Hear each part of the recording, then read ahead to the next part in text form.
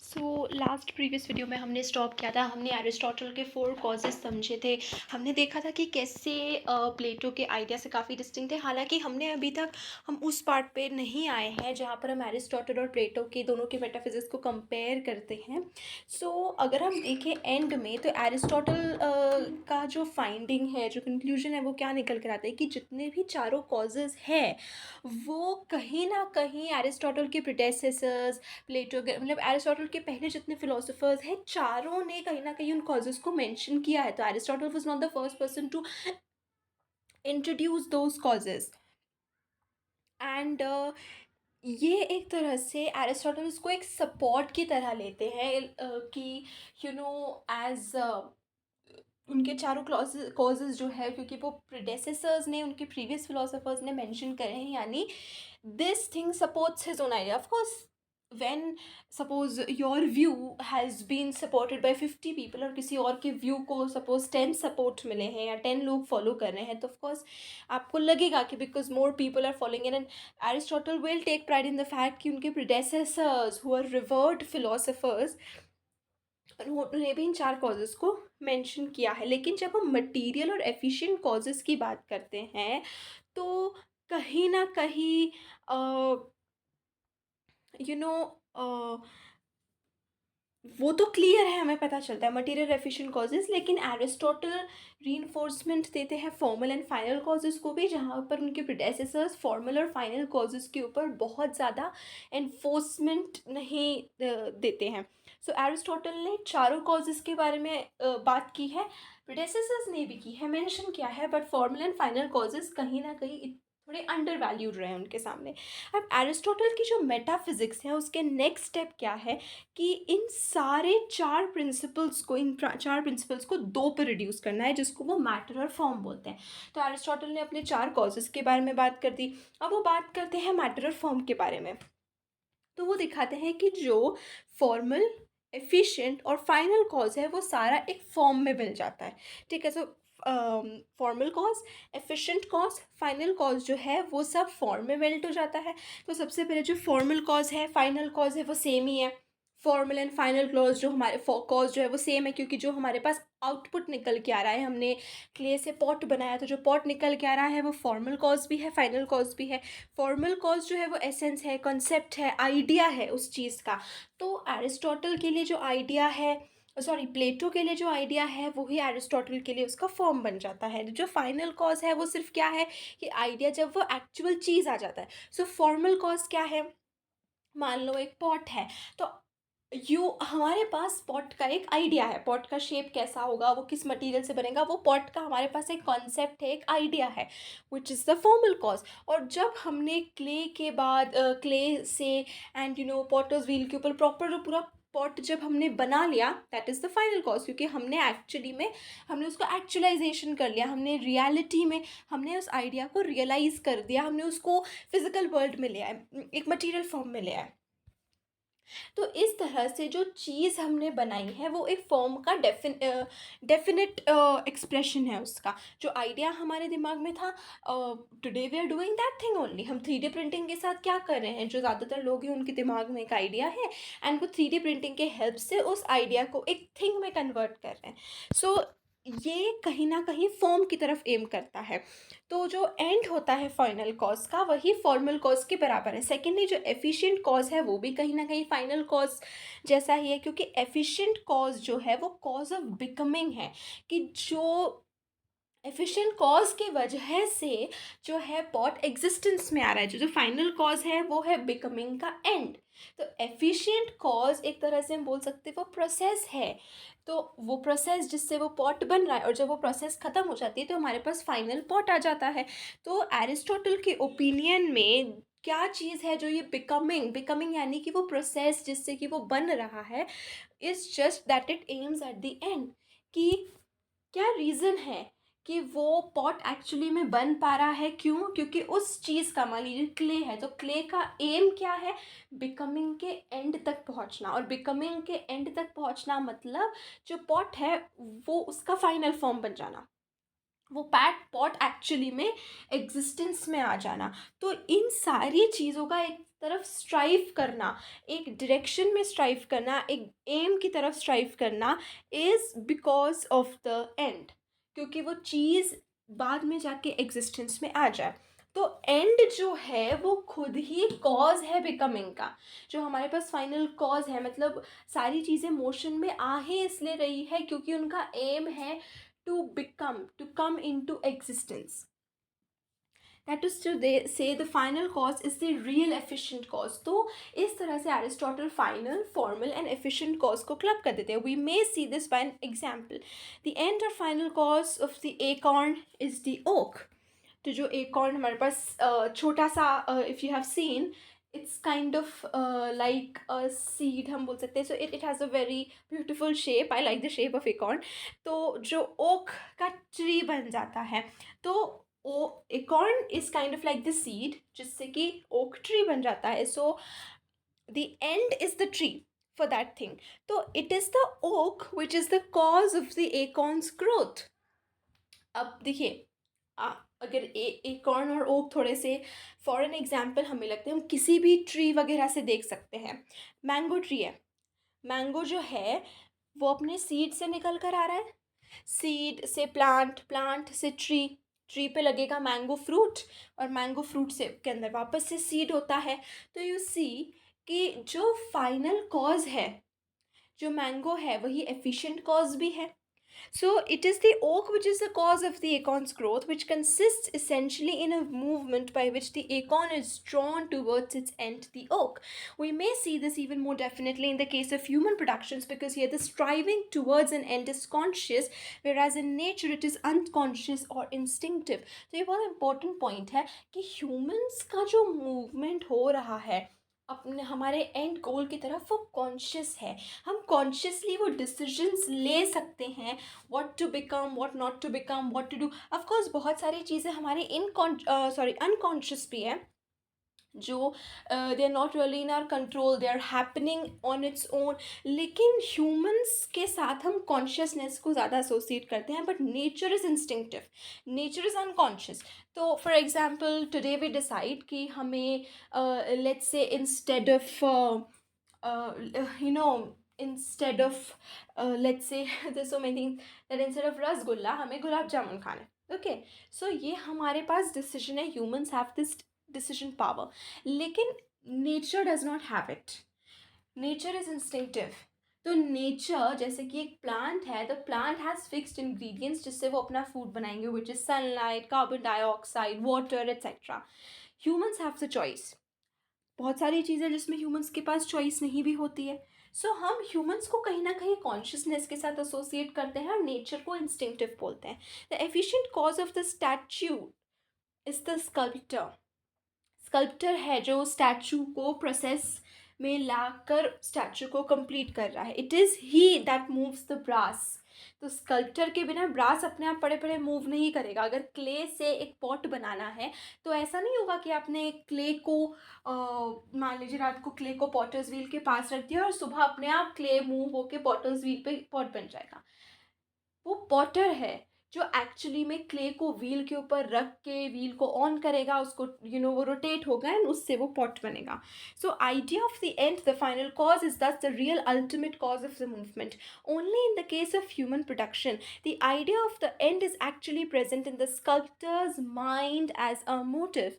तो human production में ही हम ऐसा देखते हैं कि idea of the end is actually present as a motive, कि मोटिवेशन क्या दे रहा है एंड। एक पेंटर जो है, when a painter starts a painting he has some idea about the painting। कोई इमोशन है जिससे मोटिवेट होके वो पेंटिंग बना रहा है, but there is a motivation towards that end product।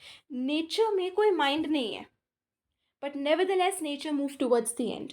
तो ह्यूमंस में मोटिव और एंड का एक कॉन्शियसनेस होता है, नेचर में नहीं होता है। नेचर के पास अपना खुद का माइंड है, प्लांट के पास अपना खुद का कोई माइंड नहीं है, ह्यूमंस के पास है।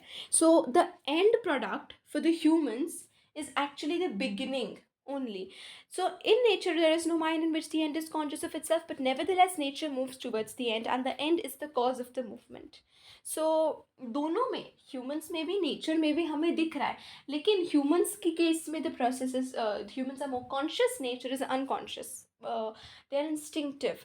Thus the three causes named all melt into a single notion. तो अब हमने देखा एरिस्टोटल के सबसे पहले फोर कॉजेस के बाद एरिस्टोटल ने उसको मेल्ट डाउन किया into form and matter. This leaves only the material cause unreduced to any other.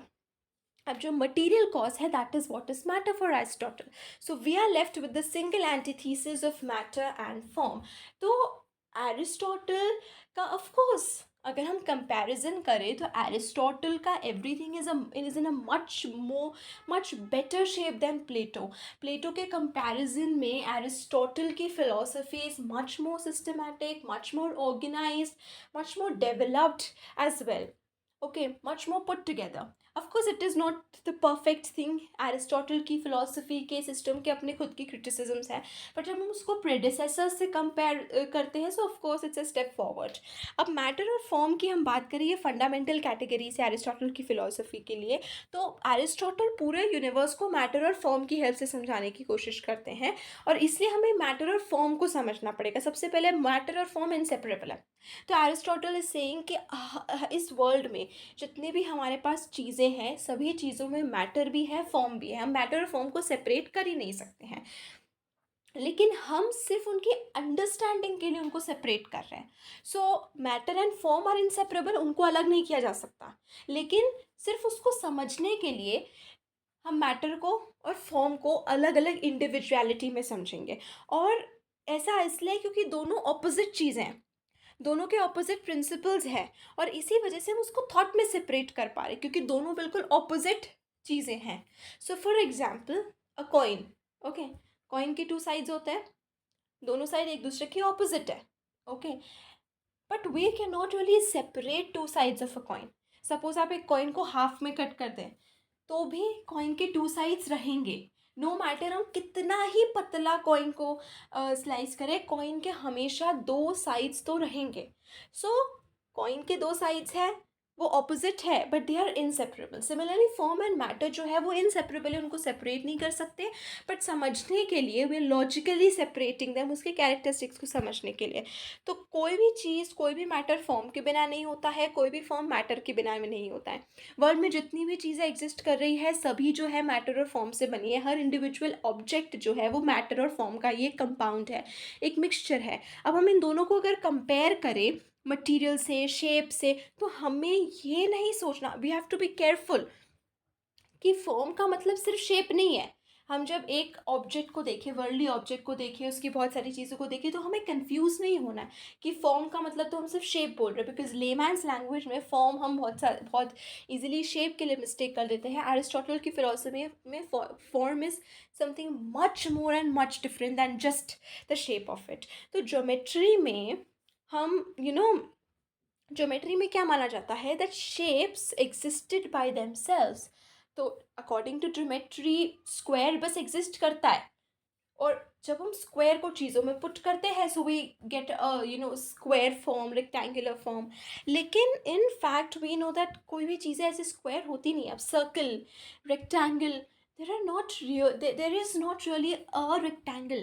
हम सर्कल की बात करें, okay, let's say that sun is circular, तो हम एक्चुअली में सर्कल की बात नहीं कर रहे हैं, हम एक सर्कुलर ऑब्जेक्ट की बात कर रहे हैं. ओके, तो हम जब भी ये शेप्स की बात करते हैं, हमेशा हम उनके ऑब्जेक्ट्स की बात करते हैं.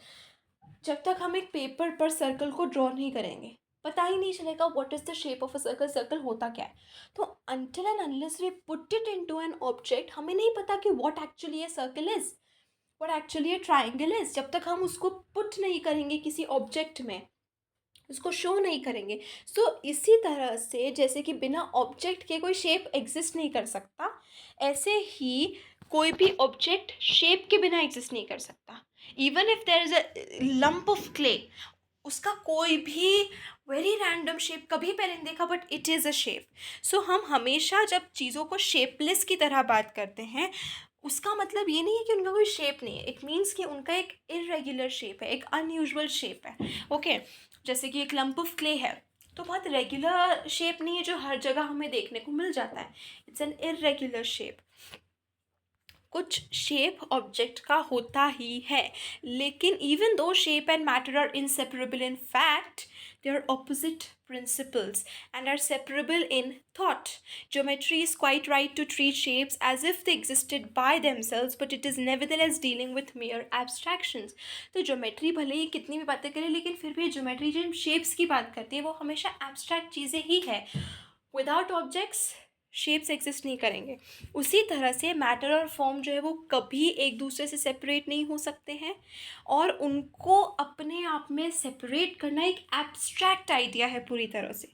कोई भी ऐसी चीज़ एग्जिस्ट नहीं करती जहाँ पे मैटर है लेकिन उसका फॉर्म नहीं है, या फॉर्म है उसका मैटर नहीं है। Okay, so in fact to imagine that forms can exist by themselves was actually a mistake.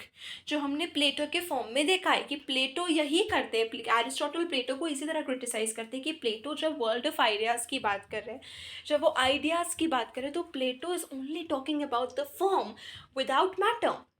And Aristotle इसी को क्रिटिसाइज करते हैं कि it is not possible to have form without matter. So for the form is the idea and Plato imagine that ideas exist in a world of their own.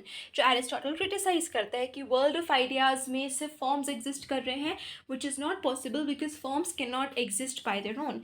इससे भी हम ये देख सकते हैं कि form is the universal, matter is the particular. For the form is the idea and the idea is the universal. तो Aristotle, हम देख रहे हैं कि एरिस्टोटल प्लेटो की फिलॉसफी को इम्प्रूव कर रहे हैं, removing the criticisms, removing the shortcomings of Plato's philosophy.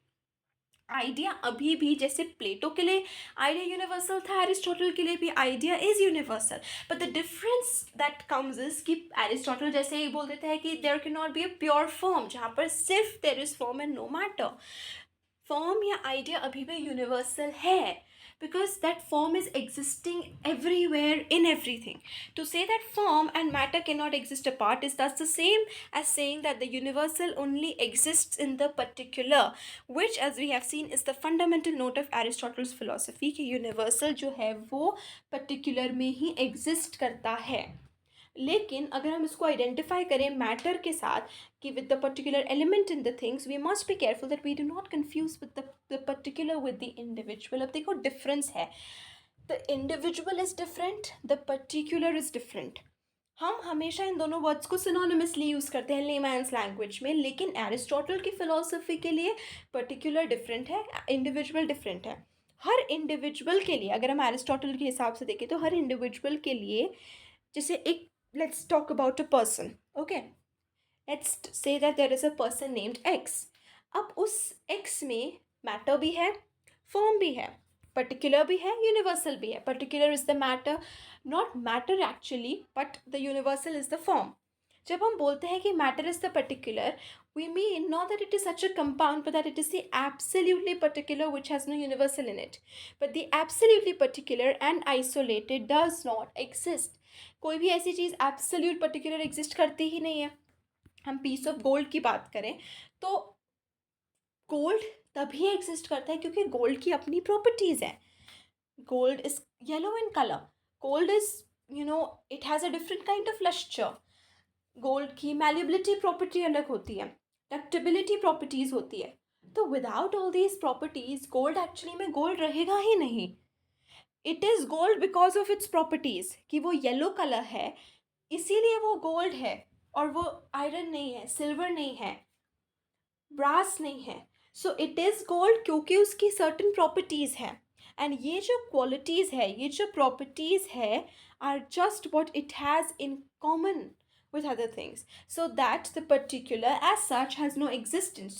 But this is only the same as saying what we have already said, that matter has no existence apart from form. तो gold अपनी properties के बिना exist नहीं कर सकता। Similarly similarly matter अपनी form के बिना एग्जिस्ट नहीं कर सकता। एंड फॉर्म हम कह सकते हैं the qualities, matter, we know the material thing.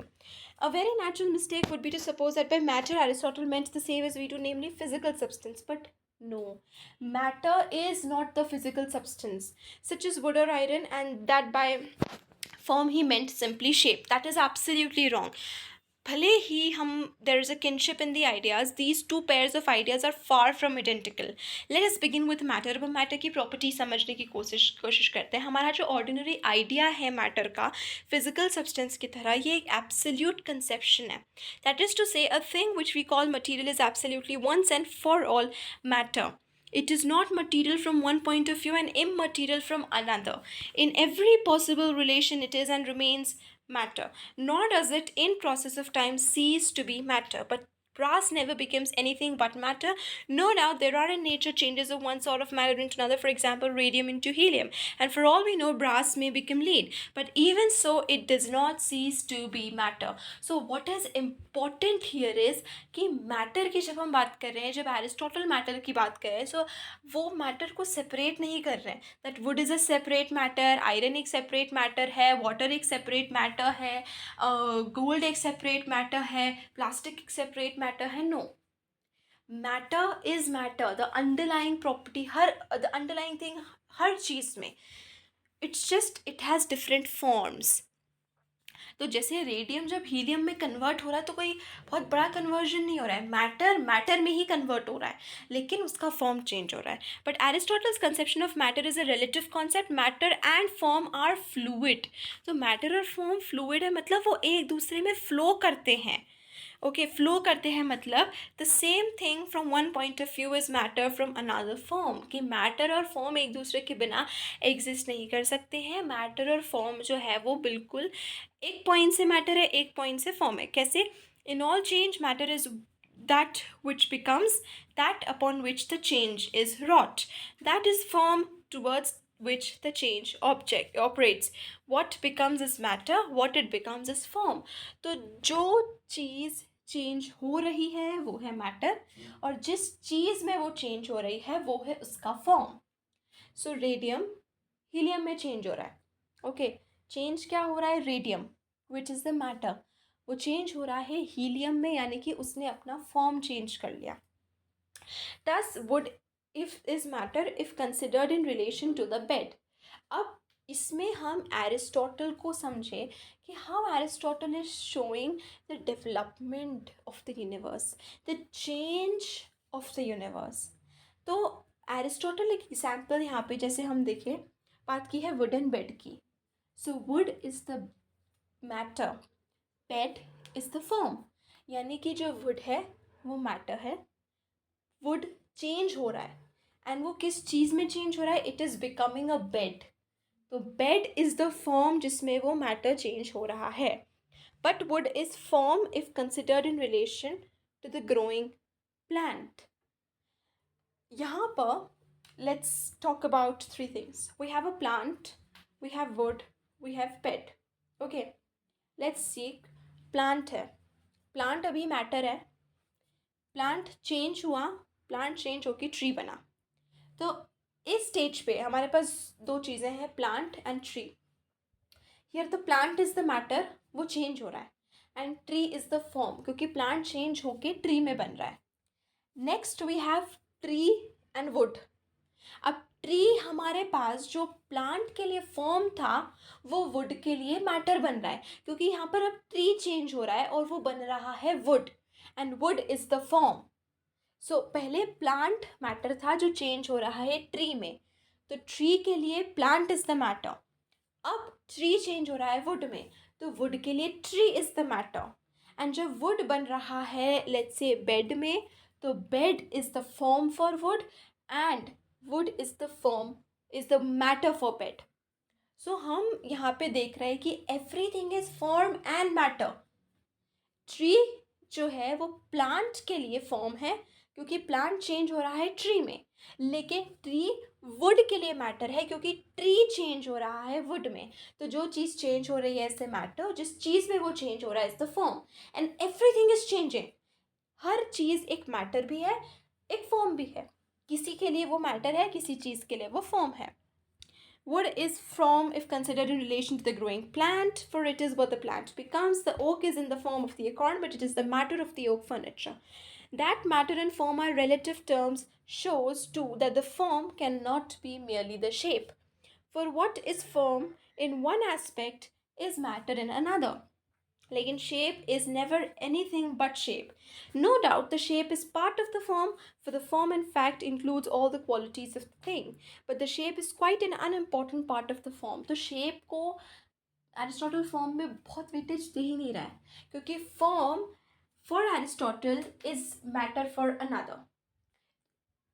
So Aristotle हमें बहुत ही नया रिलेशन दे रहे हैं फॉर्म एंड मैटर के बीच में, कि एक चीज़ जो है, ओके, अगर हम ये एग्जाम्पल वापस से समझे, it's very easy example, but कुछ लोगों को because it's so easy sometimes that's why it can be confusing as well.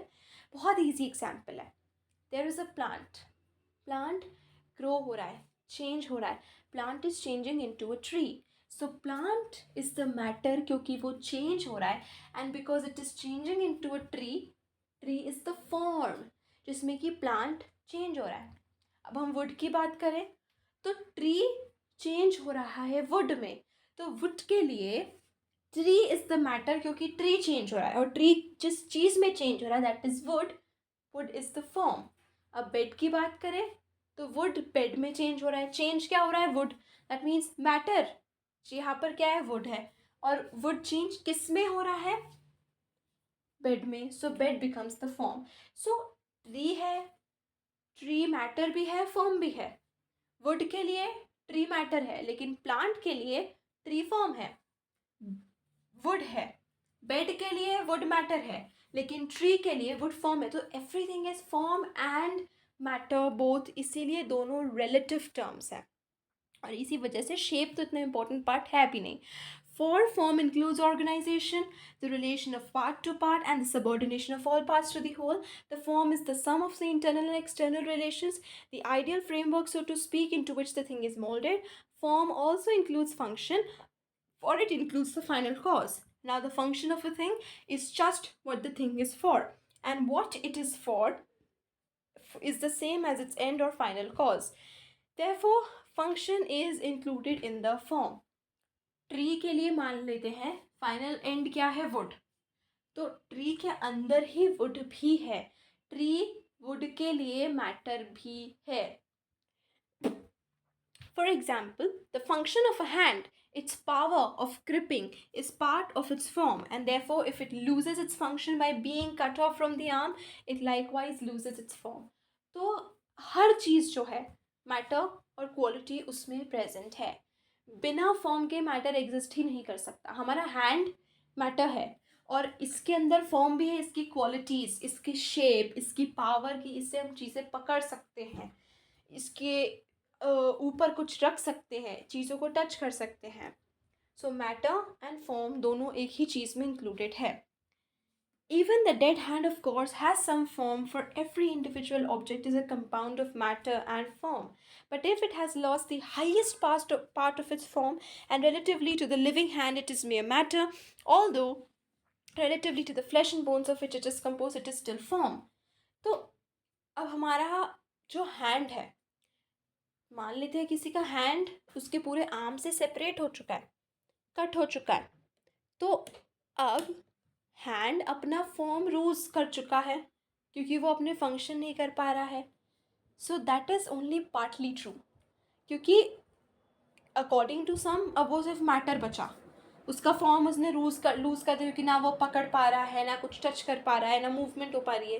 But actually अगर हम फ्लैश के लिए देखें, हम बोन्स के लिए देखें, जैसे कि एक जब चाइल्ड का डेवलपमेंट होता है, फीटस का डेवलपमेंट हो रहा है इनसाइड द वूम, तो किस तरह से वो एक एक स्टेप के बाद डेवलप हो रहा है. तो फ्लैश के लिए, बोन्स के लिए उसका एंड प्रोडक्ट क्या है? हैंड. तो फ्लैश और बोन्स यहाँ पर मैटर है, और उसका फॉर्म क्या है? हैंड, जिसमें वो चेंज होगा. तो फ्लैश और बोन्स के कंपैरिजन में तो हैंड अभी भी फॉर्म है, जिसमें वो ग्रो होगा, जिसमें वो चेंज होगा. Clearly then form is not merely shape, for the hand cut off does not lose its shape. The form includes all the qualities of the thing. The matter is what has the qualities. बहुत अच्छी तरह से stage ने explain किया है हर चीज़ को, repetitively explain हो रहा है कि मैटर वो है जिसके अंदर सारी क्वालिटीज़ है, और हम सारी क्वालिटीज़ को फॉर्म बोल रहे हैं. Qualities are all universals. Piece of gold is yellow, and this means simply that it has this in common with other pieces of gold and other yellow objects. तो हम बोल रहे हैं कि फॉर्म यूनिवर्सल है. यूनिवर्सल मतलब क्या है? ऐसा नहीं है कि गोल्ड इज़ यूनिवर्सल मतलब गोल्ड हर चीज़ में। फॉर्म क्या है? गोल्ड की क्वालिटीज़, गोल्ड की क्वालिटी क्या है? वो येलो है। तो यानी कि गोल्ड के अंदर एक ऐसी येलोनेस की क्वालिटी है जो सारे येलो चीज़ों के साथ कॉमन में है। तो इफ अगर हम बोल रहे हैं कि सन भी येलो है, एक शर्ट भी येलो है, एक चेयर भी येलो है और गोल्ड भी येलो है, तो गोल्ड, चेयर, शर्ट एंड सन, इन चारों चीज़ों में एक ऐसी कॉमन प्रॉपर्टी है विच is the property of yellowness, एक यूनिवर्सल प्रॉपर्टी है। तो जो प्रॉपर्टीज़ गोल्ड में है वो यूनिवर्सल है। गोल्ड अपनी प्रॉपर्टीज़ कुछ चीज़ों के साथ शेयर करता है, कुछ चीज़ों के साथ नहीं करता है, but they are universal properties.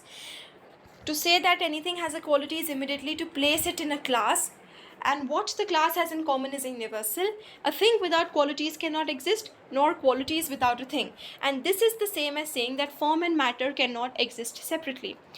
The matter then, it is absolutely formless. It is the substratum which underlies everything. It has in itself no character. Matter के पास कोई qualities नहीं होती है, matter को सारी qualities देते हैं form. मैटर बिल्कुल फीचरलेस होता है, इनडेफिनेट होता है, उसकी कोई क्वालिटी नहीं होती है. Whatever gives a thing definiteness, character, quality is its form. Consequently there are no differences within matter. Matter में कोई डिफरेंस है ही नहीं, सारा मैटर एक जैसा है, चाहे वो गोल्ड का मैटर हो, वुड का मैटर हो, आयरन का मैटर हो, वाटर का मैटर हो, प्लास्टिक का मैटर हो, कॉटन का मैटर हो, एयर का मैटर हो, एनीथिंग. मैटर की कोई क्वालिटी नहीं है. जब हम मैटर के अंदर क्वालिटीज़ डालते हैं तो वो मैटर एक दूसरे से सेपरेट हो जाता है, उसकी क्वालिटीज़ डिफरेंट हो जाती है. हमने वुड के अंदर हार्डनेस की क्वालिटी डाल दी, ब्राउननेस की क्वालिटी डाल दी, वो वुड बन गया. हमने उसी तरफ मैटर के अंदर ग्रेनेस की क्वालिटी डाल दी, हमने हार्डनेस की क्वालिटी डाल दी, हार्डनेस के साथ डक्टेबिलिटी क्वालिटी डाल दी, वो आयरन बन गया. वुड डक्टाइल नहीं है, डक्टाइल मतलब to be put into wires. हम वुड के वायर्स नहीं बना सकते, हम आयरन के बना सकते हैं. तो हार्डनेस वुड में भी है, आयरन में भी है, लेकिन वुड में डक्टिबिलिटी नहीं है, आयरन में डक्टिबिलिटी है. आयरन फ्लोट नहीं कर सकता, वुड फ्लोट कर सकता है वाटर में. तो हम मैटर एक है, लेकिन हमने जब मैटर के अंदर डिफरेंट क्वालिटीज़ पुट कर दी तो यानी कि मैटर एक दूसरे से कहीं ना कहीं सेपरेट हो गया. Whatever gives a thing definiteness, character, quality, whatever makes it this or that is its form. तो मैटर के बीच में कोई डिफरेंस होता ही नहीं है. एक चीज़ उससे सिर्फ तभी डिफर करती है जब उसकी डिफरेंट क्वालिटीज़ होती है, और क्योंकि मैटर की खुद की कोई क्वालिटी है, क्वालिटीज़ नहीं है, तो वो कुछ चेंज नहीं है. हम एक would, iron, cotton, plastic, gold, water, air, ये जितना भी मटेरियल चीज़ें हैं, जो भी मैटर है, हम में कोई डिफरेंस नहीं है. डिफरेंस कहाँ आता है? क्वालिटीज़ में. जहाँ पर हमारी क्वालिटीज़ डिफरेंट हुई, हम लोग वुड से डिफरेंट हो गए. और ये अपने आप में दिखाता है कि एरिस्टोटल का जो मैटर का नोशन था वो सिर्फ फिज़िकल सब्सटेंस का नहीं है, सिर्फ फिज़िकल चीज़ों का नहीं है, लेकिन according to our modern usage one kind of matter difference from another is brass from iron. तो हमारे लिए तो मैटर टू मैटर डिफर करता है बहुत. जैसे कि गोल्ड जो है वो सिल्वर से डिफरेंट है, सिल्वर आयरन से डिफरेंट है तीनों मेटल्स, लेकिन तीनों अलग अलग है. लेकिन एरिस्टोटल के लिए तीनों का मैटर सेम है. The matter is the same, सिर्फ उनकी क्वालिटीज़ डिफरेंट है.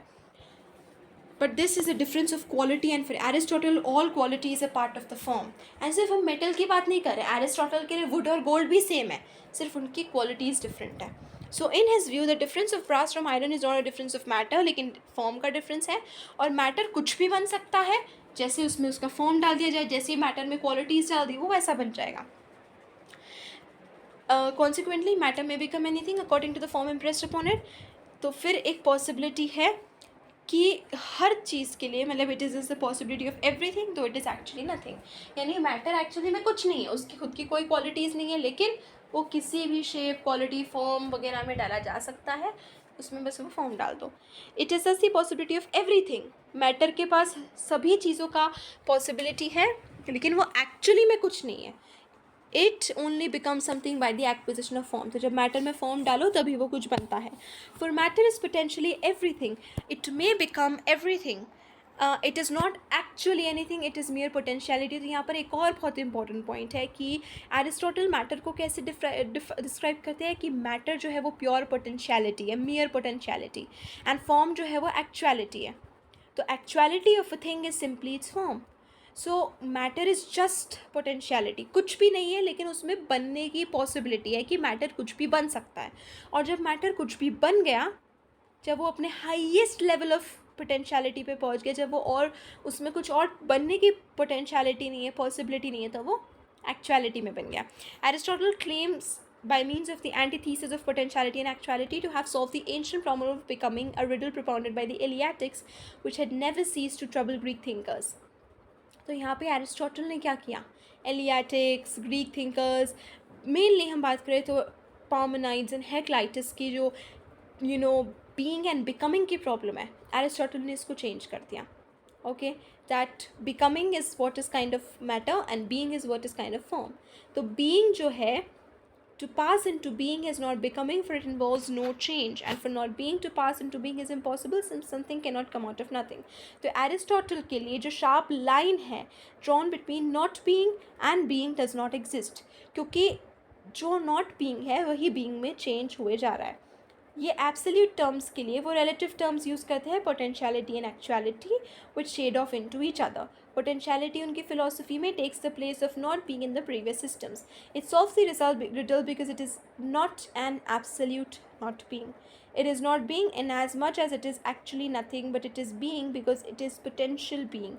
Becoming, therefore, does not involve the impossible leap from nothing to something. It involves a transition from potential to actual being. तो Aristotle जो being और becoming की बात करते हैं वो उसको एक्चुअली चेंज करते हैं, उसकी टर्मिनोलॉजी चेंज करके एक्सप्लेन करते हैं कि being and becoming is actually potentiality converting into actuality. कि मैटर है, मैटर में सिर्फ पोटेंशियलिटी है, सिर्फ पॉसिबिलिटी है कि मैटर में कुछ भी फॉर्म डालो और उसको कुछ भी बना सकते हैं। और जब मैटर अपने हाईएस्ट लेवल ऑफ पोटेंशियलिटी पे पहुंच गए, जहाँ पर वो उसके अंदर किसी भी और चीज़ की पोटेंशियलिटी नहीं, मतलब वो पूरी तरह से एक्चुअलाइजेशन हो गया, व्हिच इज़ द फॉर्म। तो जितना भी मोशन हो रहा है वो पोटेंशियलिटी से एक्चुअलिटी में हो रहा है, मैटर से फॉर्म की तरफ हो रहा है। अब सिंस मैटर अपने आप में कुछ नहीं है, जो कंप्लीट परफेक्ट बिल्कुल ही अनरियलाइज्ड कैपेसिटी है, और फॉर्म जो है वो एक्चुअलिटी है, वो कंप्लीट है, परफेक्ट है, तो यानी कि फॉर्म कहीं ना कहीं एरिस्टोटल मैटर से हायर प्लेस करते हैं, और मैटर है जो चेंज हो रहा है और चेंज होके फॉर्म बन रहा है। तो टाइम के साथ मैटर पहले, फॉर्म बाद में, मैटर फॉर्म में चेंज हो रहा है। लेकिन हम थॉट की बात करें, रियलिटी की बात करें, तो एक्चुअली में उल्टा है। For when we say that matter is the potentiality of what it is to become, that this implies that what it is to become is already present in it ideally and potentially, though not actually. The end therefore is already present in the beginning. कि जो matter को बनना है वो कहीं ना कहीं उसके अंदर ऑलरेडी प्रेजेंट है पोटेंशियलिटी के रूप में। तो अब हम जैसे बोल रहे हैं कि वुड के अंदर पोटेंशियल है कि वो चेयर बन सके, यानी कि वुड के अंदर कहीं ना कहीं चेयरनेस ऑलरेडी प्रेजेंट है, तभी हम उसको चेयर बना सकते हैं। And since all becoming is toward the end and would not take place but for the end, the end is the operative principle and true cause of becoming. कि कोई भी चीज़ बिकमिंग, चेंज, प्रोसेस जो हो रहा है वो उसकी and के कारण हो रहा है। Motion is produce not by mechanical propulsive force pushing from behind, so to speak, but by an ideal attractive force drawing the thing towards its end, as a piece of iron is drawn to the magnet. It is the end itself which exerts this force, and therefore the end must be present at the beginning, for if it were not present it could exert no force. तो end है जो start को अपनी तरफ खींच रहा है। Nay more, it is not only present in the beginning, it is anterior to it, for the end is the cause of the motion. End की वजह से ही जो start है वो end की तरफ आ रहा है। End or the principle of form is the absolute first in thought and reality, though it may be the last in time. तो टाइम के हिसाब से देखें तो मैटर फॉर्म में चेंज हो रहा है, लेकिन हम थॉट के हिसाब से देखें तो पहले मैटर है, पहले फॉर्म है, फिर फॉर्म की वजह से मैटर चेंज हो रहा है। If then we ask what, तो हम जब फॉर्म की बात कर रहे हैं, form is the universal, the idea, ये हम प्लेटो की तरह ही देख रहे हैं। तो हमने यहाँ पे देखा कि प्लेटो और एरिस्टोटल की फ़िलोसफी में क्या सिमिलैरिटीज़ है और क्या डिफरेंसेस है, दोनों हमने देखा। तो it is the one thesis of all idealism, namely that thought the universal reason absolute being foundation of the world, ये सारी चीज़ें हैं. Where he differs from Plato is in denying that form has any existence apart from the matter. तो Plato बोलता है कि form matter के बिना एग्जिस्ट कर सकते हैं, एरिस्टोटल के लिए वो चीज़ पॉसिबल नहीं है. अब हम इन सारी चीज़ों को अगर हम पुट टुगेदर करें तो एट द फर्स्ट ग्लैंस काफ़ी हमें अनसोफिस्टिकेटेड स्ट्रेंज सा लग सकता है कि what is it actually being talked about. हम जब एब्सोल्यूट बीइंग की बात कर रहे हैं, हम यूनिवर्स की बात कर रहे हैं, means the universe flows should be described as that which lies at the end of the development of the universe, and that philosophy should proceed to justify this by asserting that the end is really prior to the beginning. तो Aristotle ये बोल रहा है कि and कहीं ना कहीं beginning से पहले ही है. And this is so far removed from the common man's mode of thought that it may appear mere paradox. It is however neither strange nor paradoxical. It is essentially sound and true. Paradoxical नहीं, ये opposite चीज़ें नहीं बोल रहे हम. And कहीं ना कहीं बिगनिंग से पहले है. It is essentially sound. और ये चीज़ हमने अभी जितना भी हमने अभी एरिस्टोटल के बारे में पढ़ा, हमने कहीं ना कहीं प्रूव कर दिया है कि फॉर्म जो है वो पहले से ही मैटर में एग्जिस्ट कर रहा है और मैटर जो है वो फॉर्म की तरफ मूव कर रहा है. ये ट्रू भी है, साउंड भी है, seem strange to the ordinary man, क्योंकि इट पेनिट्रेट्स डीपर. ये कुछ ज़्यादा डीप जाके हम उसको चीज़ों को समझने की कोशिश करें जो नॉर्मली हम नहीं करते. हम नॉर्मली सरफेस से व्यू करते हैं चीज़ों को. तो ये जो थॉट है in fact essential to a developed idealism, and till it is grasped no advance can be made in philosophy. कि अभी तक ये हाईएस्ट पॉइंट था फिलोसफी में. एरिस्टोटल का जो पॉइंट था, highest point of highest of idealism भी था, हाईएस्ट इन फिलोसफी भी था. अब हम देखें कि whether it is understood is indeed a good test of whether a man hazing talent for philosophy. हम इसको समझ लें, मतलब हमें समझ में आ जाएगा कि हाँ, how much a man is expert in philosophy. तो जितनी भी हम फिलोसफीज़ की बात करते हैं, this sort regard time as unreal as an appearance. This being so the relation of the absolute being और God to the world can not be a relation of time at all. कि God और world का relation जो है वो time के अंदर तो बाउंड नहीं है. जो कॉमन मैन का आइडिया है is that if there is a first principle और God at all, he must have existed before the world began. तो अब इसको हम कैसे समझें? हमारा भी मानना क्या है, जो लोग गॉड में बिलीव करते हैं उनका बिलीव यही होता है कि गॉड है जिसने वर्ल्ड को क्रिएट किया है. और अगर गॉड ने किसी चीज़ को क्रिएट किया है तो इसका मतलब गॉड वर्ल्ड के पहले एग्जिस्ट करते हैं. और somehow perhaps billions of years ago something happened as a result of which the world came into being. जो एब्सोल्यूट है हम उसको ही एक तरह से कॉज भी बोल रहे हैं, वर्ल्ड जो है वो इफेक्ट है. तो हम मान लो गॉड कॉज है, वर्ल्ड इफेक्ट है, और कॉज जो है वो हमेशा इफेक्ट के पहले आता है. मतलब कॉज की वजह से ही इफेक्ट आया. गॉड की वजह से अगर वर्ल्ड बने तो गॉड वर्ल्ड के पहले से एग्जिस्ट कर रहे होंगे. और अगर हम दूसरी तरफ देखें, we think that the world never had a beginning, the ordinary man's thought would lead him to believe that in that case it is no longer necessary to assume a first principle at all. कि अगर हम देखें कि world की कोई beginning ही नहीं है, अगर हम वर्ल्ड को एक टाइम फ्रेम में प्लेस ही ना करें, तो इसका मतलब एक नॉर्मल पर्सन ये मानेगा कि वर्ल्ड की कुछ बिगनिंग नहीं है, मतलब उसका कुछ फर्स्ट प्रिंसिपल ही नहीं है, उसका कुछ कॉज ही नहीं है. लेकिन अगर टाइम एक मियर अपीयरेंस है तो इस पूरे को देखने का जो हमारा तरीका है वो कहीं ना कहीं गलत होगा. God is not related to the world is cause to effect. It is not a relation of time at all, it is a logical relation. तो एरिस्टोटल के एक्सप्लेन करने की कोशिश कर रहे हैं कि गॉड और वर्ल्ड का रिलेशन कॉज इफेक्ट का रिलेशन नहीं है, ये एक लॉजिकल रिलेशन है. कि गॉड जो है वो लॉजिकल प्रेमाइस है of which the world is the conclusion. So God granted the world follows necessarily just as the premise is granted the conclusion follows. This is the reason why in discussing Plato we say that it must be possible to deduce the world from his first principle. If the absolute were merely the cause of the world in time, it would not explain the world, for as I have so often pointed out, causes explain nothing. कि cause और effect के relation से cause की help से हम effect को explain नहीं कर सकते, क्योंकि cause से effect बना कैसे. But if the world be deducible from the absolute, the world is explained a reason, not a cause. कि वर्ल्ड के एग्जिस्टेंस का रीज़न क्या है, दैट इज़ गॉड. तो गॉड कॉज नहीं है, God is the reason world के existence का. Now the conclusion of a syllogism follows from the premises, that is the premises come first, the conclusion second. कि premises से की help से हम conclusion को deduce करते हैं, लेकिन premise conclusion का cause नहीं है, premise conclusion का reason है. Just in the same way, the absolute, or in Aristotle's language, the form is logically first, but it is not first in order of time. तो logically देखिए form पहले, लेकिन time में form matter के पहले नहीं है, मैटर पहले आता है.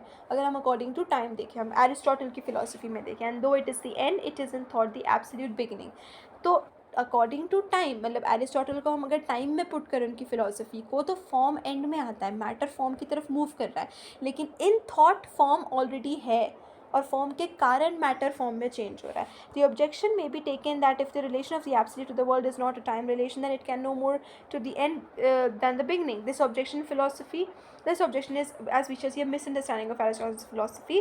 Although things in strives toward the end, yet the absolute end is not in time at all, or in other words, the end is never reached. क्योंकि एरिस्टोटल के अकॉर्डिंग हम कभी भी उस प्योर फॉर्म तक रीच करते ही नहीं है। उसका रिलेशन जो है वो एक लॉजिकल रिलेशन है, टाइम रिलेशन नहीं है। ऐसा नहीं है कि आज से 10 साल पहले मैटर था और मान लीजिए 1000 साल बाद वो फॉर्म बन जाएगा। सो एक टाइम रिलेशन की बात एरिस्टोटल नहीं कर रहे हैं। As far as time is concern the universe is without beginning और end according to Aristotle. World process की बात करें तो ये कंटिन्यूअल एलिवेशन है, ये प्रोसेस कंटिन्यूसली हो रही है, matter higher higher higher form में चेंज होते ही जा रहा है और इसी वजह से कहीं ना कहीं यूनिवर्स में हमें चेंज और मूवमेंट दिख रहा है। सो दिस और ये है कंटिन्यूस स्केल ऑफ बीइंग जिसे ग्रीक फिलोसोफर्स है जिसको परमानेंट की तरह वो शो करते हैं। फॉर एरिस्टोटल यूनिवर्स एक कंटिन्यूस बीइंग की तरह है that is higher in the scale in which form predominates and lower in which matter outweighs form. So bottom of the scale हम देखें तो फॉर्मलेस मैटर है, ऐसा मैटर जिसका कोई फॉर्म ही नहीं है, और सबसे टॉप पे देखें तो ऐसा फॉर्म है जिसके पास कोई मैटर नहीं है, लेकिन ये दोनों चीज़ें रियलिटी में और टाइम में एग्जिस्ट करती ही नहीं है। ये सिर्फ एब्स्ट्रैक्ट एंटिटीज़ है जिसका एरिस्टोटल यूज़ कर रहा है। तो दोनों चीज़ें एग्जिस्ट करती नहीं है। सबसे टॉप में जो फॉर्मलेस जो मैटरलेस फॉर्म है वो एग्जिस्ट ही नहीं करता है। सबसे बॉटम में जो फॉर्मलेस मैटर है वो एग्जिस्ट नहीं करती है। दोनों चीज़ें एब्स्ट्रैक्शंस हैं, और जो भी चीज़ें एग्जिस्ट कर रही है, जो हमारी यूनिवर्स वर्ल्ड एग्जिस्ट कर रही है, वो मैटरलेस फॉर्म जो कि टॉप में है और फॉर्मलेस मैटर जो कि बॉटम में है, इन दोनों के बीच में एग्जिस्ट कर रही है, दोनों का कंपाउंड है। हम फॉर्म्ड मैटर या मैटर्ड फॉर्म की बात कर रहे हैं। तो मोशन और चेंज जो है वो क्यों हो रहा है? मोशन इसलिए हो रहा है क्योंकि जो फॉर्मलेस मैटर है वो मैटरलेस फॉर्म की तरफ मूव करने की कोशिश कर रहा है, और दोनों एब्स्ट्रैक्ट है, दोनों एग्जिस्ट ही नहीं करते, लेकिन मूवमेंट उस तरह से हो रहा है। तो हमारा मूवमेंट फिर कैसे हो रहा है? रियलिटी में क्या एग्जिस्ट करता है? सबसे बॉटम में देखो, फॉर्मलेस मैटर तो एक एब्स्ट्रैक्ट चीज़ है, लेकिन सबसे बॉटम ऑफ द स्केल में हमारे पास क्या है? ऐसा मैटर जिसमें बहुत कम फॉर्म है, फॉर्म एग्जिस्ट करता है लेकिन बहुत कम है। और वर्ल्ड में जो एरिस्टोटल बोलते हैं जो रियलिटी में एग्जिस्ट करता है, ऐसा फॉर्म जिसमें मैटर बहुत कम है। तो सबसे बॉटम में ऐसा मैटर है जिसमें फॉर्म बहुत कम है, सबसे टॉप में ऐसा मैटर है जिसमें कि मैटर बहुत कम है, और इन दोनों के बीच में ये है पूरे वर्ल्ड के जिसमें सारी चीज़ें एग्जिस्ट कर रही है। मोशन और चेंज है वो इसी तरह से प्रोड्यूस हो रहा है कि फॉर्मलेस मैटर मैटरलेस फॉर्म की तरफ मूव करने की कोशिश कर रहा है, और जो सबसे टॉप पे आता है वो एब्सोल्यूट फॉर्म है जिसको एरिस्टोटल गॉड बोलते हैं।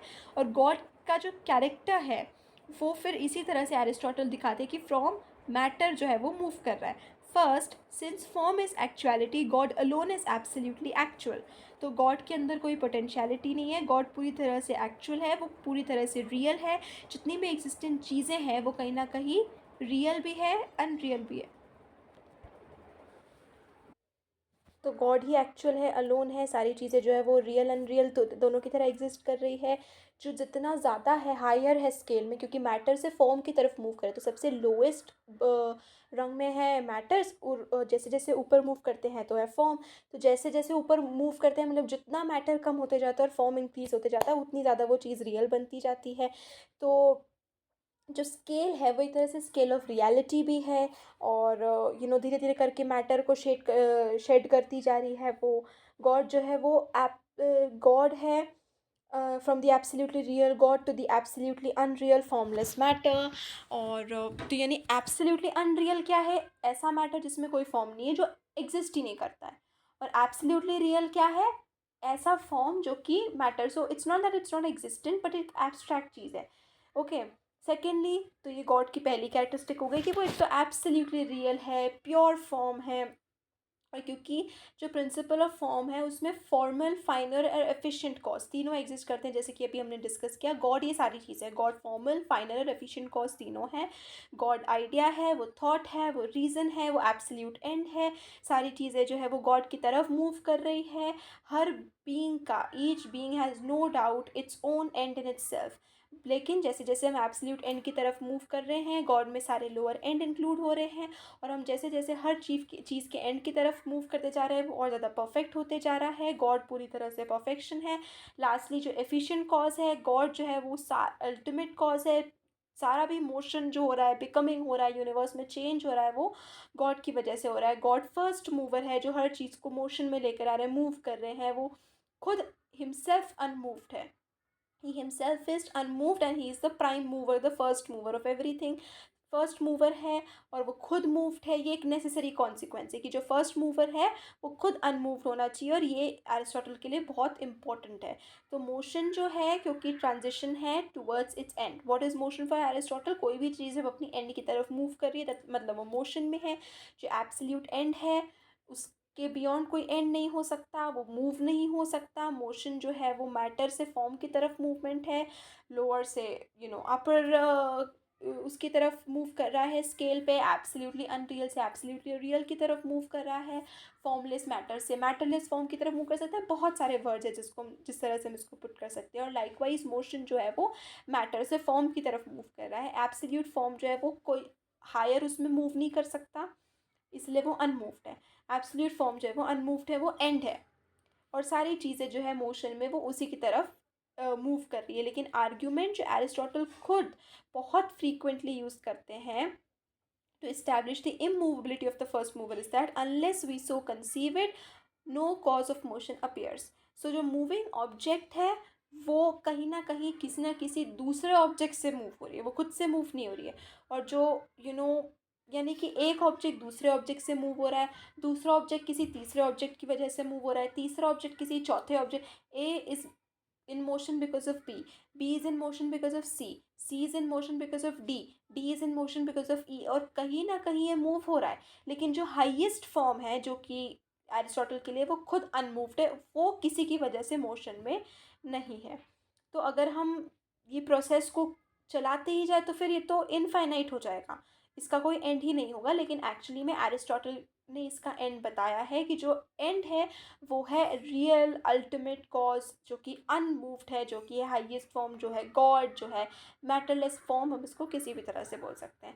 तो ये जो लास्ट आर्ग्यूमेंट है कहीं ना कहीं इससे हमें दिख रहा है कि एरिस्टोटल जो है वो कहीं ना कहीं अब एक मैकेनिज्म की तरह सोच रहे हैं। इसका मतलब ही meant that the first mover is something at the beginning of time which so to speak gave things a push to start them off.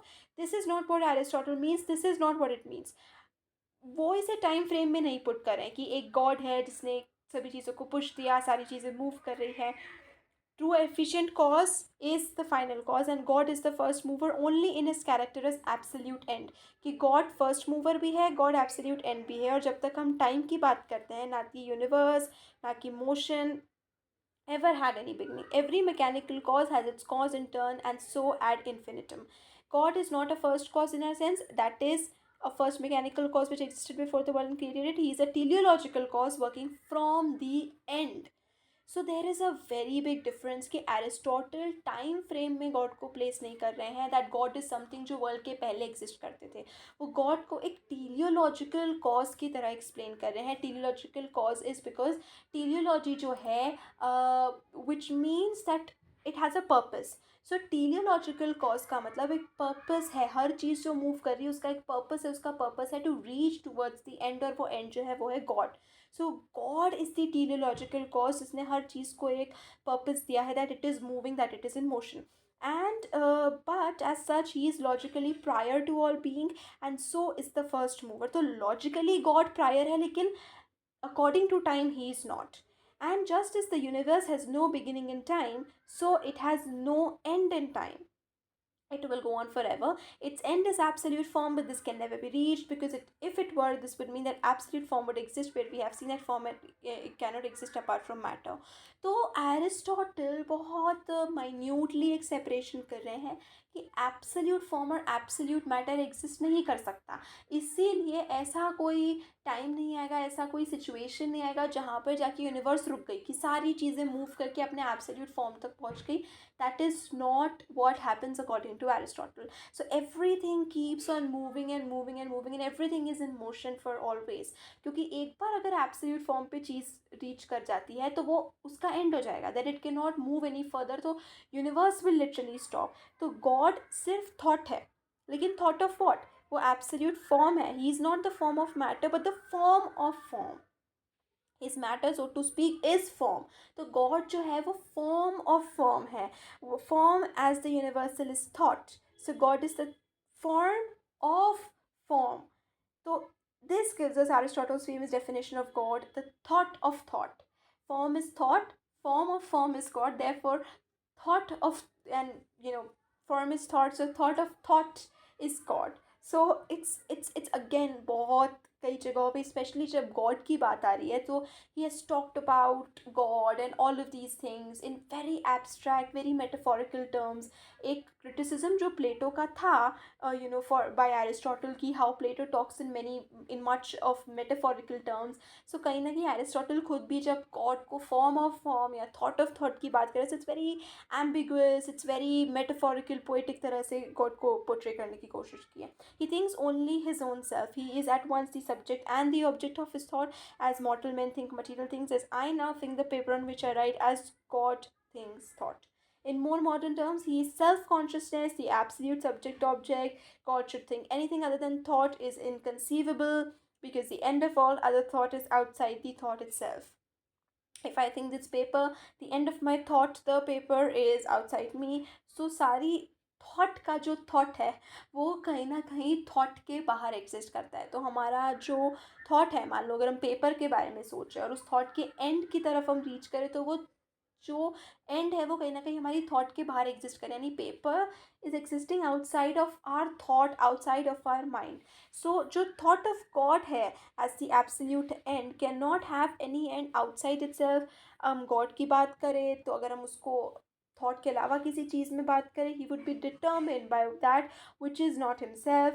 By way of further expression of the same idea, Aristotle passes into figurative language. तो again कहीं ना कहीं यहाँ पर एक criticism जो Plato का है वो एरिस्टोटल भी फॉलो करने लग जाते हैं, कि he talks about God and all of these things in a very metaphorical, figurative, poetic way. And God lives in eternal blessedness. His blessedness consists in the everlasting contemplation of his own perfection and so on. एक modern की हम बात करें तो वो पूछेगा कि Aristotle की गॉड कितने पर्सनल थे, नहीं थे। सो it does not do to be very dogmatic upon the point. Aristotle, like Plato, never discusses the question. Aristotle बहुत ज़्यादा इस बारे में बात नहीं करते हैं. No Greek ever did. So the Greek philosophers हमारे पास इस टाइम के थे, they are not much into talking about God, चाहे हम Socrates की बात करें, प्लेटो की बात करें, एरिस्टोटल की बात करें, and other Greek philosophers too. And it is a modern question. What we have to do then, it is to take the evidence on both the sides. The case for personality is that the language Aristotle uses implies it. The very word God used instead of the absolute or form conveys the idea of personality, and when he goes on to speak of God living in his eternal blessedness, these words, if taken literally, can mean nothing except that God is a conscious person. If we say that this language is merely figurative, it may be replied that Aristotle on principle objects to figurative language that he frequently censures Plato for using. So वो प्लेटो को criticize करते हैं, and he himself uses this metaphorical and poetic language जिसमें वो God को explain करते हैं। Actually explain हो नहीं रहा है, but Aristotle इस तरह से portray कर रहे हैं। And that what he demands and sets out to supply is exact, literal scientific terminology, that he is not likely to have broken his own canons of philosophical expression by using merely poetical phrases. To see the other side of the case, we must first ask what personality means. Now, without entering into an intricate discussion of this most elusive idea, we may answer that personality at any rate implies an individual and existent consciousness. तो जब हम पर्सनलिस्टिक notion of God की भी बात करते हैं, जो philosophy of religion का पार्ट है, जहाँ पर हम गॉड को पर्सनल इम्पर्सनल बताते हैं, तो एरिस्टोटल का गॉड है as much as we can understand from his figurative language, जो कि बहुत अनक्लियर है, एम्बिगुअस है, वेग है, बहुत क्लियर नहीं है, पिन पॉइंट तरह से हमें नहीं बता सकती कि what by God Aristotle actually meant. लेकिन कहीं ना कहीं एरिस्टोटल का जो नोशन है गॉड का, वो इम्पर्सनल है, वो पर्सनल नहीं है। तो गॉड एब्सोल्यूट फॉर्म है, फॉर्म जो होता है वो यूनिवर्सल है, यूनिवर्सल जो है उसके अंदर कोई पर्टिकुलर नहीं होता है, और इसी वजह से वो कोई इंडिविजुअल नहीं हो सकता है। तो क्योंकि गॉड एक इंडिविजुअल नहीं हो सकता है, तो गॉड पर्सन नहीं हो सकता है अकॉर्डिंग टू एरिस्टोटल, क्योंकि एरिस्टोटल गॉड को यूनिवर्सल बोलते हैं, एब्सोल्यूट फॉर्म बोलते हैं, इसमें कोई पर्टिकुलर नहीं है, कोई मैटर नहीं है, so it can not B an individual. इसका मतलब वो कहीं ना कहीं पर्सनलिस्टिक नहीं है। सेकेंडली, बिना मैटर के फॉर्म एग्जिस्ट नहीं कर सकता, एरिस्टोटल बोल रहा है। सो जो मैटरलेस फॉर्म की एरिस्टोटल बात करें, जिसकी तरफ हर चीज़ मूव करे, वो एक्चुअली एक एब्स्ट्रैक्ट आइडिया है। वो सिर्फ एग्जिस्ट करता है हमारे थॉट में। हमारा एक हमें सिर्फ उसके बारे में एक आइडिया, वो रियलिटी में एग्जिस्ट नहीं करता। सो गॉड एज हम फॉर्म की तरह जो एरिस्टोटल बताते हैं कि God is form without matter, he can not be called existent दो ही इज एब्सोल्यूटली रियल। तो एरिस्टोटल गॉड को कैसे एक्सप्लेन करते हैं कि वो रियल है लेकिन एग्जिस्ट नहीं करते हैं। तो ना तो गॉड एग्जिस्ट करते हैं, ना वो इंडिविजुअल है। एंड इसका मतलब he is not a person, मतलब एरिस्टोटल का जो गॉड है वो पर्सनल गॉड नहीं है। To degrade the real to the level of the existent, to convert the universal into the individual is exactly the fault of which Aristotle blames Plato.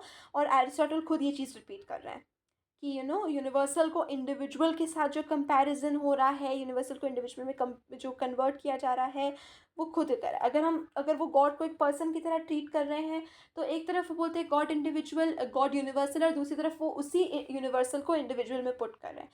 So Aristotle Plato को इसी के लिए criticise करा है, but at the and he himself does the same thing.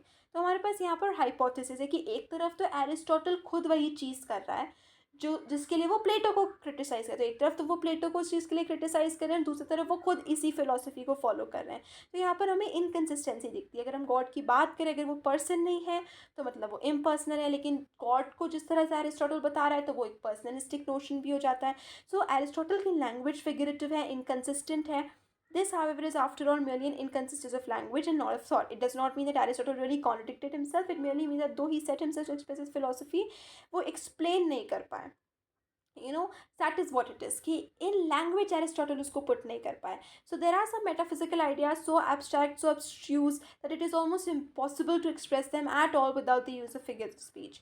Language was made by common man for common purpose, और of course philosophers जिस purpose के लिए बात करते हैं वो इतना भी कॉमन नहीं है। Of course it is something unique. Perhaps her philosophy जो है वो कभी ना कभी ऐसी नेसेसिटी, मतलब एक पॉइंट पर आकर खड़ी हो ही जाती है कि जहाँ पर वो एब्सोल्यूट टर्म्स में या बिल्कुल ही कंसिस्टेंट और लॉजिकल टर्म्स में बात नहीं कर सकती। कहीं ना कहीं वो इनकन्सिस्टेंसी फिलोसफी में आ ही जाती है because of the uniqueness of the area that philosophy covers. And technically inconsistent with himself, it is no wonder, and it involves no serious blame upon him.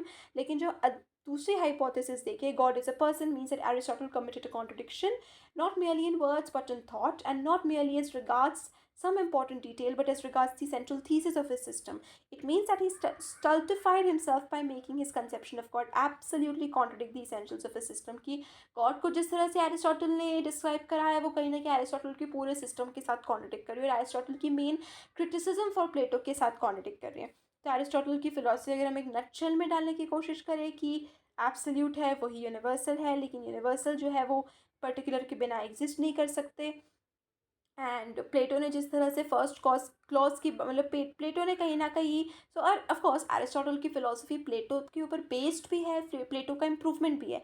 Aristotle added the last cause and it is the essential of his philosophy to assert that God, the absolute form, exists as an individual is flatly to contradict this. It is not likely that Aristotle should not have contradicted himself in so vital a matter, and in a manner which simply means that his system falls to the ground like a house of cards. So of course बात करें so Aristotle, there is criticism because no philosopher has a perfect system. every philosopher have their own criticisms, and the greater the philosophy the greater the criticism. हम आगे बात करें, डेस्कार्ट्स की बात करेंगे, हम कांट की बात करेंगे, they have given immense great philosophies, they are immensely great philosophers, लेकिन उनके criticisms भी उतने ही immensely great है। So Aristotle का intention is not, it was not Aristotle's intention that what he calls God should be regarded as a person. God को वो thought की तरह बताते हैं, लेकिन subjective thought नहीं है, एक तरह से universal thought है वो, it's not only in mind but objective thought है, real है, and apart from mind है. But Plato's mistake was to suppose that because thought is real and objective it must exist. Aristotle ये नहीं बोल रहा है कि because it is real मतलब वो exist कर ही रहा है. According to Aristotle, if something is real doesn't mean that it is existing. So absolute thought is the absolute real, but the absolute thought or the absolute real does not exist. और ये Aristotle clear कर रहा है कि form जो highest form है, purest form है, absolute form है, वो एब्सोल्यूट रियल है, एब्सोल्यूट यूनिवर्सल है, लेकिन वो एग्जिस्ट नहीं करता है, but it is real. And with the concept of God, the metaphysics of Aristotle closes.